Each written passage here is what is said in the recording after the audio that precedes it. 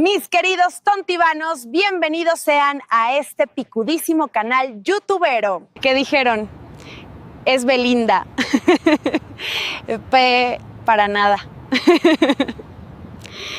Soy Keira Kruger, el alter ego de Francisco Enríquez Muñoz. Y, sí, yo soy tu fantasía con la que constantemente le jalas el cuello al ganso.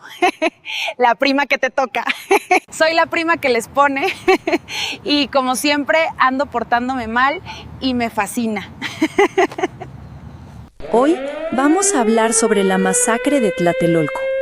La masacre de Tlatelolco, también conocida como la Matanza del 2 de octubre, fue un crimen de Estado y de lesa humanidad perpetrado por el gobierno de México en la Ciudad de México el 2 de octubre de 1968.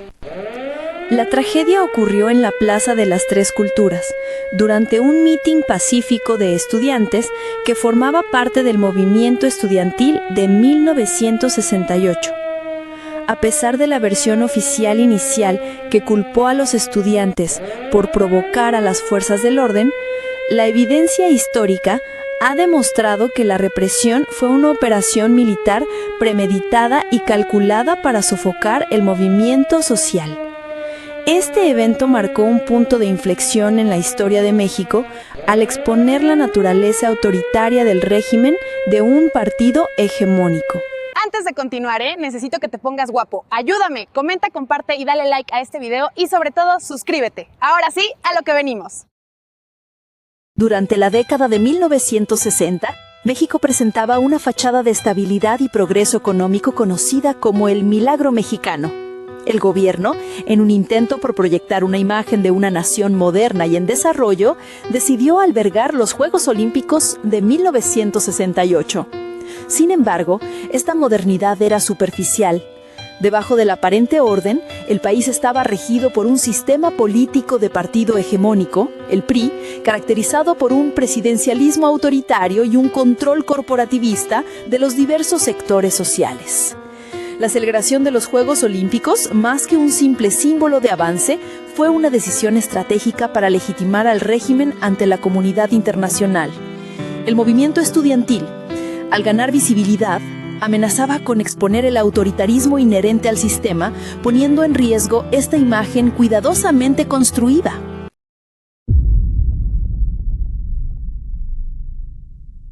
La determinación del presidente Gustavo Díaz Ordaz de sofocar las manifestaciones antes de la inauguración olímpica fue una respuesta directa a este desafío, lo que elevó las apuestas políticas y condujo a una escalada de la violencia. El movimiento estudiantil de 1968 no fue un evento aislado, sino que se enmarcó dentro de una ola global de movilizaciones sociales, principalmente estudiantiles y obreras, que se extendieron por todo el mundo en esa época. No obstante, el movimiento mexicano poseía un fuerte carácter nacional, enraizado en una larga historia de represión estatal contra movimientos sociales y estudiantiles que se remontaban al menos a 1942. El gobierno, por su parte, aprovechó el contexto de la Guerra Fría para enmarcar su respuesta. La represión se justificó públicamente al tildar al movimiento estudiantil de conspiración comunista, una táctica que el Estado mexicano ya había empleado para deslegitimar y reprimir a otros movimientos agrarios y sociales en el pasado. Esta narrativa se utilizó para alinear las acciones autoritarias del gobierno con la política anticomunista de Estados Unidos, lo que servía para deslegitimar las legítimas demandas de los estudiantes por democracia y libertades civiles al vincularlas con una ideología extranjera y supuestamente peligrosa. El movimiento estudiantil de 1968 se desencadenó a partir de un incidente menor, una riña entre estudiantes de la Vocacional 2 y 5 del Instituto Politécnico Nacional IPN y la preparatoria Isaac Ochoa Torena de la Universidad Nacional Autónoma de México, UNAM, el 22 de julio de 1968. Sin embargo, la posterior y desproporcionada intervención de la policía y el cuerpo de granaderos, que incluyó la represión violenta y el uso de una bazuca para destruir la puerta de la preparatoria 1, fue lo que transformó una disputa local en una protesta de alcance nacional. El uso excesivo de la fuerza por parte del gobierno fue el catalizador que unió a los diferentes grupos estudiantiles. La violación de la autonomía universitaria fue un claro símbolo de la brutalidad del régimen y proporcionó la justificación moral para la formación de una amplia coalición estudiantil y de la sociedad civil. El ultraje espontáneo trascendió las quejas individuales y solidificó el objetivo principal del movimiento: exigir el fin de la represión estatal y la instauración de un cambio democrático.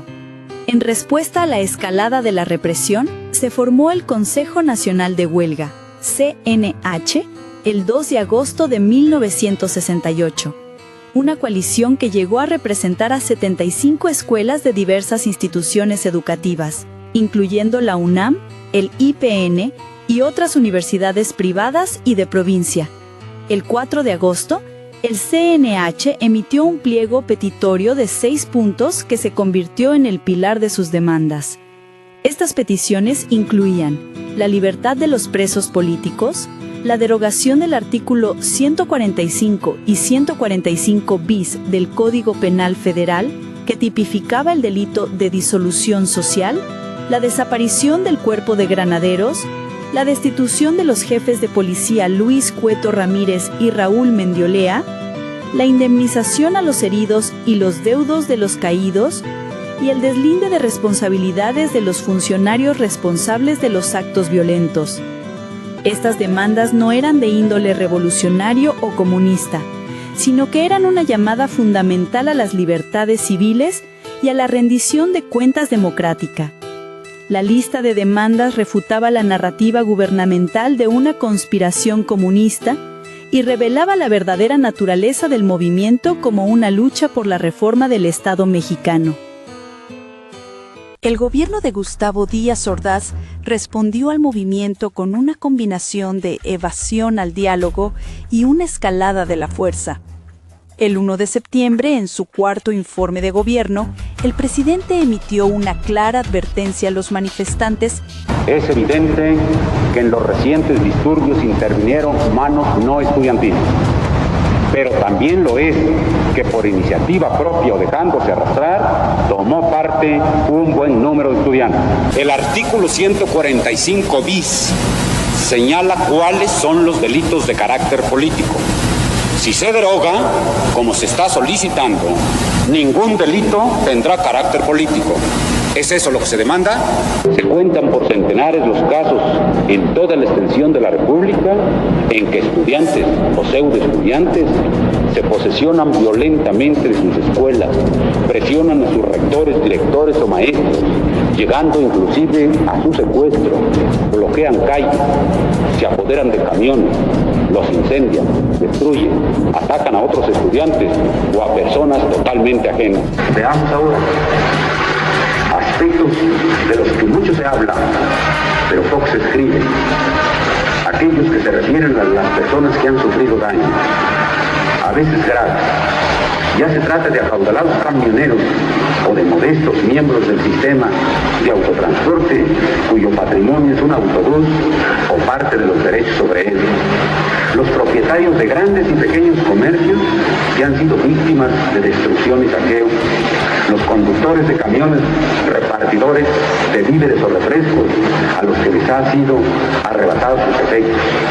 Las fábricas y los locales de organizaciones de obreros y campesinos atacados con violencia, las casas pintarrajeadas y rotos los vidrios de sus ventanas, la rabia callada de tantos y tantos miles de automovilistas detenidos para pedirles dinero para la causa o destrozarles los cristales, las antenas o las llantas, los miles de pasajeros obligados a descender de los vehículos de transportación popular, inclusive el trastorno económico de aquellos para quienes 50 centavos significan mucho en el presupuesto semanal, el obrero o el burócrata que sufren descuentos por retraso en la entrada al trabajo, el abogado, el médico, el ingeniero, el ama de casa que llegan tarde a los tribunales, al hospital, a la obra, al comercio o al hogar, porque se congestiona en una gran área el ya de por sí difícil tránsito de la ciudad.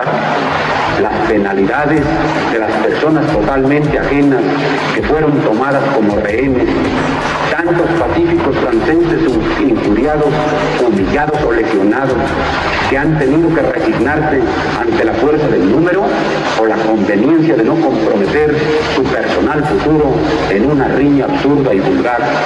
Tantas mujeres soezmente vejadas que además de sufrir la propia vergüenza, han llenado de indignación a un padre, a una madre, a una esposa, a un hermano o a un hijo, y que pudieron haber sido la esposa, la madre, la hermana o la hija de quien quiera de los mexicanos. El dilema es pues irreductible. ¿Debe o no intervenir la policía? Se ha llegado al libertinaje en el uso de todos los medios de expresión y difusión. Se ha disfrutado de amplísimas libertades y garantías para hacer manifestaciones, ordenadas en ciertos aspectos, pero contrarias al texto expreso del artículo 9 constitucional. Hemos sido tolerantes hasta excesos criticados, pero todo tiene un límite y no podemos...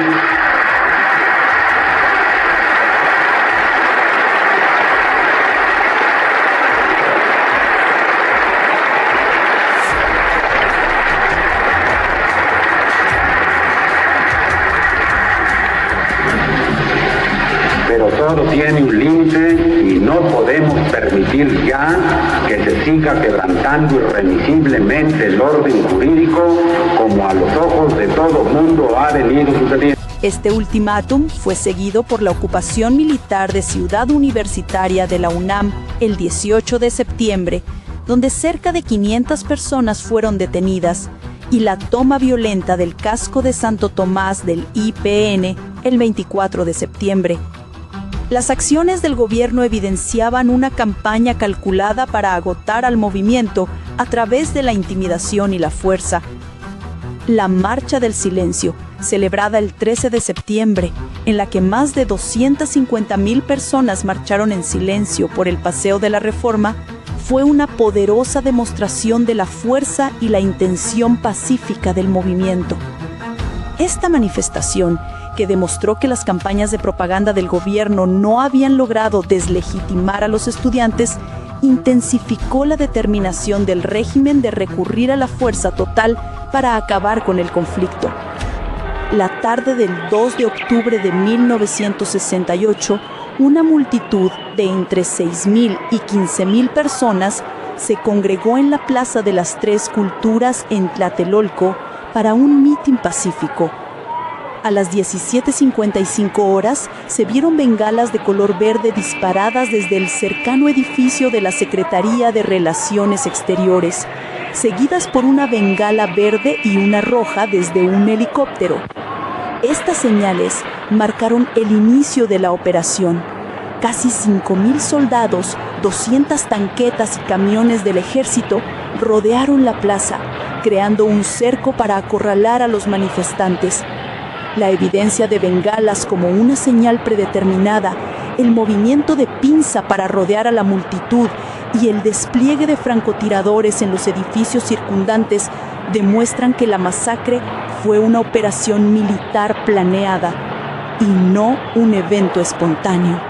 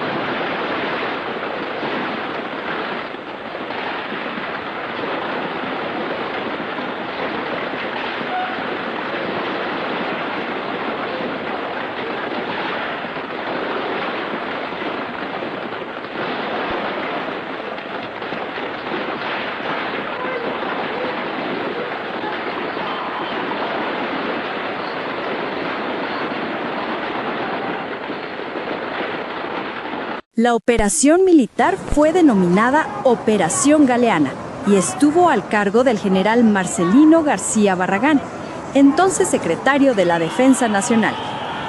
La represión no solo involucró al ejército, sino también a un grupo especial de élite conocido como el Batallón Olimpia. Este batallón, formado por miembros del Estado Mayor Presidencial, se infiltró entre la multitud de civiles, identificándose entre ellos con guantes o pañuelos blancos en la mano izquierda. Los testimonios y la evidencia indican que fueron los miembros de este batallón quienes abrieron fuego primero, tanto contra la multitud como contra el ejército, lo que sirvió como la provocación que el gobierno necesitaba para justificar el ataque indiscriminado. Esta táctica de bandera falsa se diseñó para crear caos y una excusa para la intervención total. El hecho de que sus miembros luego se disfrazaran de empleados para buscar y detener estudiantes en los días posteriores muestra la continuidad de la campaña represiva. Los relatos de los testigos presenciales revelan una escena de pánico y terror incontrolables, en total contradicción con la versión oficial del gobierno. Un estudiante relató cómo, al escuchar el ruido de las botas, los militares entraron a la plaza desde todas direcciones. Los sobrevivientes buscaron refugio desesperadamente en los apartamentos y negocios circundantes, como una peletería, donde decenas de personas se escondieron del tiroteo. El gobierno no solo disparó contra civiles desarmados, sino que también bloqueó el acceso a las ambulancias de la Cruz Roja y la Cruz Verde, lo que impidió la atención a los heridos y demuestra una clara intención de maximizar las bajas y el sufrimiento. Los testimonios también reflejan la profunda desilusión, la tristeza y el enojo que sintieron los estudiantes al darse cuenta de que su idealismo y juventud habían sido utilizados y reprimidos brutalmente. El gobierno de Gustavo Díaz Ordaz, en su intento por minimizar el alcance de la masacre, proporcionó una cifra oficial de víctimas notablemente baja: 26 muertos y 100 heridos, mientras que la CNDH mencionó 30 decesos. Esta cifra se ha mantenido como un punto de contención en la historia mexicana. En marcado contraste, la Embajada de Estados Unidos estimó entre 150 y 350 muertos, y el periódico británico The Guardian, tras una investigación, reportó la cifra de 325, la cual fue retomada por el escritor Octavio Paz en su libro Postdata. Las estimaciones no oficiales han llegado a cifrar los muertos en un rango de 200 a 1.500 personas, y existen relatos de testigos que afirman que se utilizaron grúas para incinerar cuerpos y ocultar la verdadera cantidad de víctimas. Esta discrepancia numérica no es accidental. Es un reflejo de la deliberada estrategia del gobierno para controlar la narrativa histórica y la memoria colectiva del evento. La lucha por establecer la cifra real de muertos es, en esencia, una batalla por la verdad y la justicia.